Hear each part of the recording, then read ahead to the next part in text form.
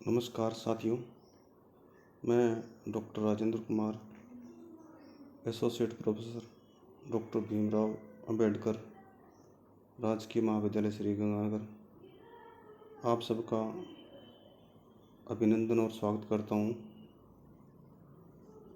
आज इस वीडियो में हम राजस्थान की मिट्टी के बारे में अध्ययन करेंगे।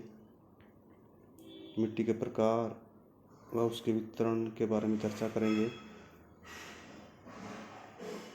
मृदा भूमि के सबसे ऊपरी सतह होती है जो वनस्पति के उगने और बढ़ने के लिए पोषक तत्व, जीवांश, खनिजांश प्रदान करती है।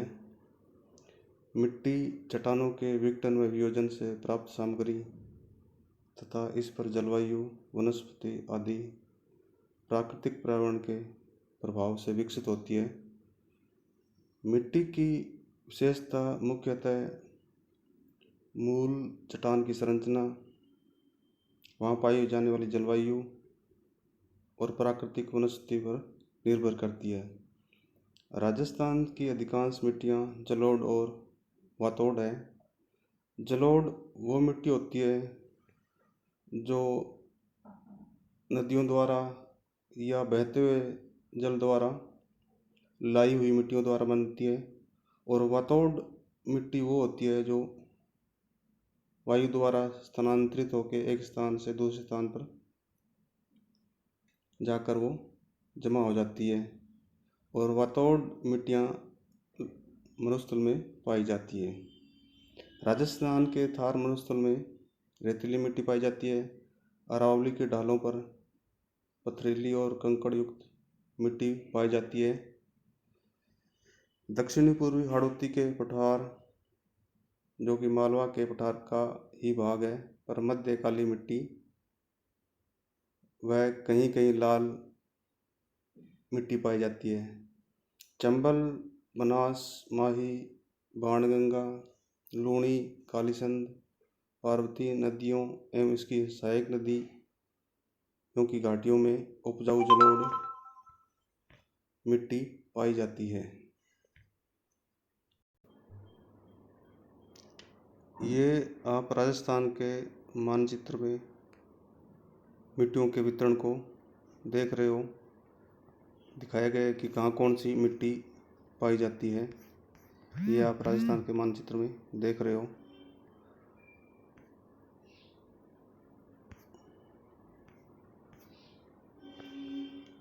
मृदा के प्रकार एवं वितरण।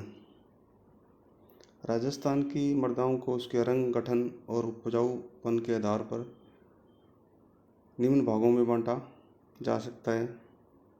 नंबर 1 रेतीली मिट्टी, नंबर 2 जलोढ़ अथवा कसारी मिट्टी, नंबर 3 लाल और पीली मिट्टी, नंबर 4 लाल लोमी मिट्टी, नंबर 5 मध्यम काली मिट्टी, नंबर 6 मिश्रित लाल और काली मिट्टी, और नंबर 7 भूरी और रेतीली मिट्टी। रेतीली मिट्टी अरावली के पश्चिम में स्थित थार मरुस्थल की अधिकांश मिट्टी रेतीली है। इसे सैंडी सॉइल भी कहते हैं। इस मिट्टी में 90 से 95% तक बालू के कण या सैंड तथा 5 से 10 मटियार कण कले पाए जाते हैं। रेतीली मिट्टी में रंध्र बड़े होने के कारण पानी का रिसाव जल्दी हो जाता है। राज्य में इस मिट्टी का विस्तार कुल क्षेत्रफल के लगभग 51% भाग पर है। यह मिट्टी वायु प्रवाह द्वारा जमा की गई है और वर्तमान में हवाओं के साथ स्थानांतरित भी होती रहती है। इस मिट्टी में नाइट्रोजन और कार्बनिक लवणों की कमी होती है, परंतु इसमें कैल्शियम लवणों की अधिकता पाई जाती है। इस मृदा वर्ग के 4 उपवर्ग हैं। रेतीली बालू मिट्टी, यह मिट्टी बाड़मेर, जैसलमेर, जोधपुर, चूरू, गंगानगर और झुंझुनू जिलों में पाई जाती है।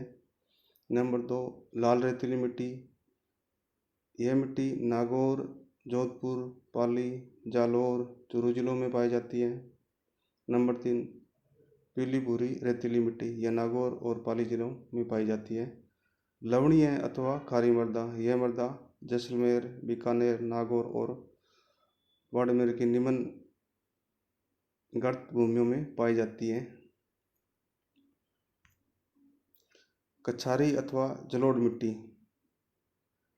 जलोढ़ मिट्टी का निर्माण नदी नालों के किनारे तथा उसके प्रवाह क्षेत्र में होता है।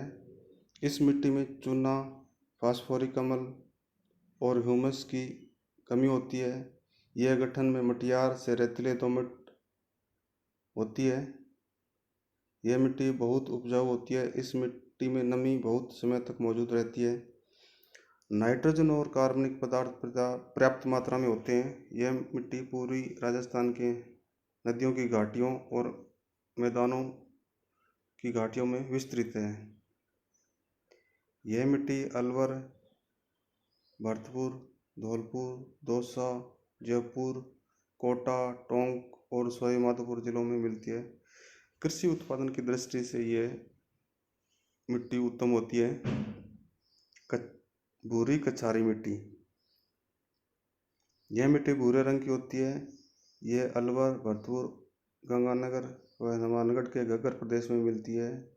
यह मिट्टी बाणगंगा, रूपारेल, घग्गर नदी द्वारा लाई गई मिट्टियों से निर्मित है। यह मिट्टी बहुत उपजाऊ होती है और इसी कारण गंगानगर को राजस्थान का अन्न का कटोरा भी कहते हैं। लाल और पीली मिट्टी, यह मिट्टी राजस्थान के सवाई माधोपुर, भीलवाड़ा, अजमेर, सिरोही जिलों में मिलती है। इस मिट्टी का लाल और पीला रंग फेरिक ऑक्साइड और फेरस ऑक्साइड की उच्च मात्रा को दर्शाता है। इस मिट्टी में कैल्शियम कार्बोनेट नहीं पाया जाता तथा नाइट्रोजन और जैविक पदार्थ की मात्रा कम पाई जाती है। इस मिट्टी की पीएच वैल्यू 5 से 8.5 के बीच होती है। इस मिट्टी की नमी धारण करने की क्षमता अधिक होती है। लाल लोमी मिट्टी, यह मिट्टी दक्षिण राजस्थान के डूंगरपुर, बांसवाड़ा, उदयपुर और चित्तौड़गढ़ जिलों के कुछ भागों में पाई जाती है। मिट्टी का रंग लाल होता है। इसका मुख्य कारण यह है कि इस मिट्टी में लोहे के कण ज़्यादा पाए जाते हैं। जैसे कि आप देखते हो, जब लोहे के जंग लगता है तो उसका रंग लाल हो जाता है। इसी प्रकार इस मिट्टी की चट्टानों में लोहे के अंश ज़्यादा होते हैं और वो हवा के संपर्क में आके फेरस और फेरिक ऑक्साइड बना लेते हैं और जिनका रंग लाल होता है। इस कारण इस मिट्टी का रंग लाल होता है। इस मिट्टी में नाइट्रोजन, फास्फोरस और कैल्शियम लवणों की कमी होती है। इस मिट्टी की उत्पादन की क्षमता सामान्य होती है। इस मिट्टी में रासायनिक खाद देने से और सिंचाई करने के बाद कपास, मक्का, चना, गेहूँ, चावल, गन्ना आदि फसल पैदा होती है। मध्य काली मिट्टी, इस मिट्टी का जमाव कोटा, बूंदी, झालावाड़, पारा जिलों में पाया जाता है। इन जिलों को भू आकृतिक दृष्टि से हाड़ौती के पठार के नाम से जाना जाता है। इस मिट्टी का रंग गहरे भूरे से काले रंग तक होता है। इस मिट्टी में फास्फेट, नाइट्रोजन और जैविक पदार्थों की कमी मिलती है, परंतु कैल्शियम और पोटास की मात्रा प्राप्त होती है। इस मिट्टी में कपास, मूंगफली, दालें, सोयाबीन की फसलें उत्पादित होती हैं। हाड़ौती का पठार जो मालवा पठार का ही भाग है, क्रीटेशियस युग में दक्षिणी भारत में उद्गारी ज्वालामुखी का उद्भव हुआ था और जिसके कारण बेसाल्ट लावा का प्रवाह राजस्थान के मध्य प्रदेश तक लगते हुए भागों तक हो गया था और जो बेसाल्ट लावा से निर्मित चट्टानें हैं उनसे बनने वाली मिट्टी काली होती है और यह राजस्थान के हाड़ौती पठार के एरिया में मिलती है।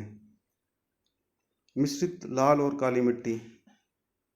यह मिट्टी उदयपुर और भीलवाड़ा के पूर्वी भागों में तथा चित्तौड़गढ़, डूंगरपुर, बांसवाड़ा जिलों में मिलती है।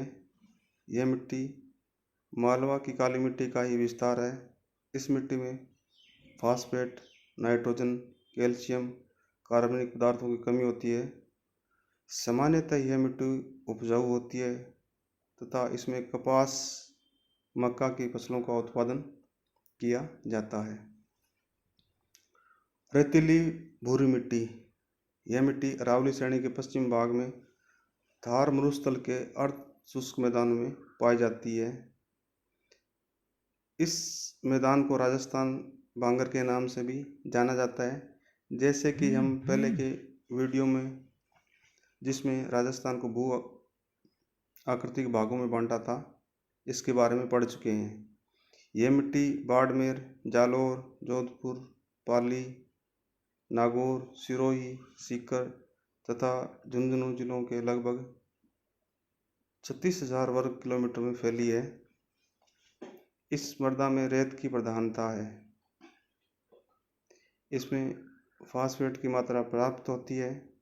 सिंचाई की सुविधाओं की उपलब्धता पर इस मिट्टी में अच्छी फसलें पैदा होती हैं। राज्य के कृषि विभाग ने राजस्थान की मृदाओं का वर्गीकरण भी किया है और उसके अनुसार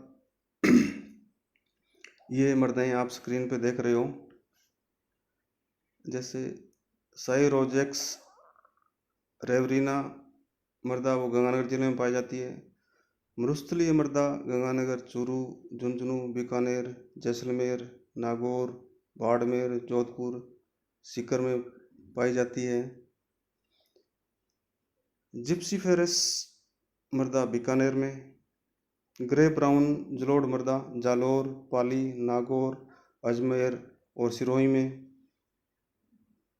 नॉन कैल्शियल ब्राउन मृदा जयपुर, सीकर, झुंझुनू, नागौर, अजमेर एवं अलवर में, नवीन जलोढ़ मृदा अलवर, भरतपुर, सवाईमाधोपुर एवं जयपुर में, पीली भूरी मृदा जयपुर, टोंक, सवाईमाधोपुर, भीलवाड़ा, चित्तौड़गढ़ एवं उदयपुर में पाई जाती है।